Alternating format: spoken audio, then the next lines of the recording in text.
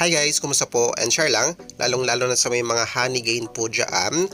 And of course, sa mga connected po dito kay Jump Task, which is ipapakita ko sa inyo kung paano po mag-withdraw or i-withdraw po yung JMP token natin. So guys, kung magma-mining po kayo, mining kasi siya guys, crypto mining. So para makapag-mining po kayo ng JMP token, make sure connected po kayo kay Honeygain. Kasi lahat po ng mga ma-earn yung credits dito kay Honeygain, ito po yung app. Sa mga wala pa nito, check na lang yung link sa comment section or description section. May video tayong ginawa, lalong-lalo na kung paano po mag-start. Panoorin nyo para may idea po kayo. So dito kay Honeygain, para makapag-mining or maka-earn po kayo ng credits kung tawagin, dito kay Honeygain, all you need to do is i-connect po siya sa Wi-Fi po ninyo or data. So tawag dito, advantage kung naka-Wi-Fi po kayo. So kung sa bahay nyo, sa office nyo, kung saan man kayo, tapos may Wi-Fi po kayo or naka-connect kayo kay Wi-Fi, actually mas advantage po, mas malaki yung ma-earn yung credits kung naka-connect po kayo sa Wi-Fi. And then bukod sa Wi-Fi, claim lang po kayo ng honeypot po ninyo daily. So may makuha kayo, ayan, may nakalagay dyan winning 17. So ako nakaka 17 credits ako daily. Tapos of course, no, kasama po yung invite. Pero ayan, kahit hindi kayo mag-invite, okay lang, makaka-withdraw po kayo dito kahit wala kayong invite. And this is free guys, so make sure lang nakakonect po kayo sa Wi-Fi po ninyo. And at the same time, yung Honeygain po ninyo, nakakonect kay Jump Task. Kasi lahat ng points natin dito or credits kay Honeygain ay mapupunta po dito sa Jump Task account po natin. So kung connected po siya guys. Now question, paano ba i-connect to para sa mga bago po? Ulitin ko, may video tayong ginawa paano po i-connect po siya. Check na lang sa comment section or description section yung video. Panoorin nyo kung paano po siya i-connect yung Honeygain po natin papuntan Jump Task. Okay, para lahat ng credits natin mapupunta dito kay JMP token. So guys, minimum withdrawal ng JMP token is nasa 0.5. So guys, itong JMP token, ito yung namimina or nako-convert nga into JMP token. And listed na po yung price nito ha. Pwede siyang ibenta anytime. So isang JMP token nasa 42 pesos. Meaning to say, since ang minimum withdrawal is 0.5, so nasa 20 pesos lang ang minimum withdrawal. So pwede mo na siyang i-withdraw. Now question is, paano kung meron na po kayong minimum like 0.5? So bukod guys, no, sa pagmamining pala, bukod sa credits na nakuha nyo kay Honeygain, na namamining nyo tapos nako-convert into JMP token, dito kay Jump Task guys, so may mga task din dito na pwede nyong gawin. So pwede po kayong maka-earn din ng JMP token dito sa dashboard nila using doing the available task po na nandito. Ayan, so may mga daily reward, ayan, may mga manunod po kayo ng video, ayan, may ma-earn din po kayo kung masipag po kayo guys, no? Pero ay nga, busy po kayo, so okay na yon. Make sure lang na nakakonect po yung inyong Honeygain. Ayan, malaman nyo kung nakakonect po yung Honeygain nyo kasi ito, ayan. So malaman nyo siya guys kasi ayan, makikita nyo dito. Ayan, pag nakadilaw yan, itong button na to, hindi po siya nakakonect. So itatap nyo yan para mag-connect po siya. And then ilalagay nyo lang po yung parang ito. Click nyo to guys dito. Ayan, click nyo to. Ayan, ito yung account ID nyo. So ulitin ko guys, no, kung may 0.5 na kayo, pwede na kayo mag-withdraw. Question, paano? So make sure first is meron kayong JMP Task na account. So para mag-create ng JMP Task account, no, pwede naman kayo mag-register lang. Check the link na lang nilagay natin sa comment section or description section. And then may nakalagay wallet. So dito sa may wallet, make sure lang na connected po kayo. Now, paano mag-connect po ng inyong JMP Task sa wallet? So anong wallet ang pwedeng gamitin? So you can use OKX guys. Ako I use OKX wallet, no? Pwede kayong gumamit ng OKX wallet tulad nito, or you can use MetaMask, no? Walang problema.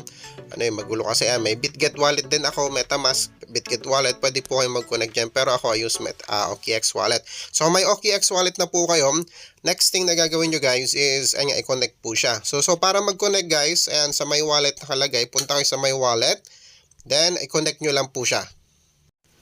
Sample, ayan, connect wallet, no? Tapos Pwedeng Coinbase, click mo lang all wallets and ayan, pwede ka mamili. MetaMask, Trust Wallet, pwede po yan. Ulitin ko, yung ginamit ko is ayan, pwede rin BitGet Wallet, then I choose OKX Wallet. Actually, nandito po siya sa pagpipilian. Tinype ko lang OKX Wallet. So, connect nyo lang siya guys. Ayan, connect wallet lang. Magdadirect po yan, no? Kung may MetaMask kayo, Trust Wallet, BitGet Wallet, basta meron kayong account na ganito, wallet, ay automatic po. Pag tinap nyo yan, magko-connect po yan. Ayan, click nyo lang connect wallet. Confirm nyo lang, then pag na-confirm na yan guys, sample, naka-connect na po siya, balik lang po kayo sa jump task nyo and makikita nyo ganito guys, no? So pag okay na, naka-connect na po, ganito na magiging itsura niya po. Ayan, so makikita nyo dito, ayan, ulitin ko, sa my wallet, pag tinap nyo yan, ayan, makikita nyo kung saan siya connected. Now question, paano naman mag-withdraw? Sample, katulad dito, ayan, may 4.8 na tayo na JMP token. So, click nyo lang tong payout. Next is, ayan, click nyo lang tong BSC. Piliin nyo lang BSC. Tapos, click nyo lang payout.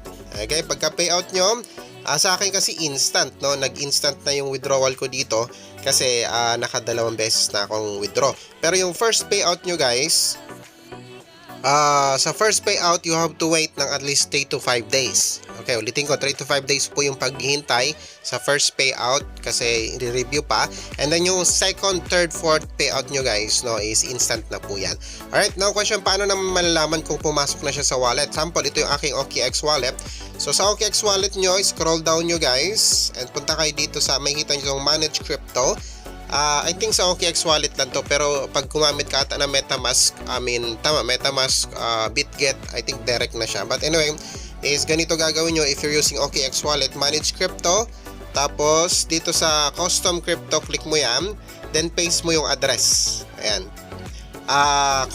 Contract address kung tawagin po guys, no? Contract address.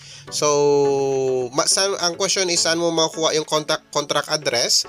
Dito nyo yung makukuha guys. Ayan, punta lang, type nyo tong JMP token. Ayan, JMP token nakalagay guys, no? JMP token, type nyo lang yan sa CoinGecko. Paano mag-type? Ayan, type nyo lang tong JMP token. Ayan, price PHP, tapos lalabas po ito. Ayan, JMP token. Tapos, kunin nyo yung contract address nya. So, yung contract address nya guys is, makukuha nyo po yan dito, sa baba.